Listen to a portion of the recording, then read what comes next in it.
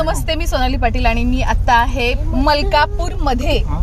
आणि मी काय खाते हे तुम्हाला खरंच मला सांगायला आवडेल. थांबा की जरा, ह्याचा फोन सारखं सारखं चालू आहे, मला व्हिडिओ करून देत आहे अजिबात. हा दादा, तर मी आज काय खाते तर तुम्हाला मी दाखवू इच्छिते की मी काय खाते. ये भजी. आणि आमची सॉफ्टी आहे, ती पण खाणार आहे. हो की नाही सॉफ्टी? ये. तर सगळ्यांनी पटकन उचलायच्यात भजी स्वतःची, नाही तर मी फस्त करणार आहे. तर गावाकडे येऊन भजी खाण्याचं जे सुख आहे कुठेच नाही.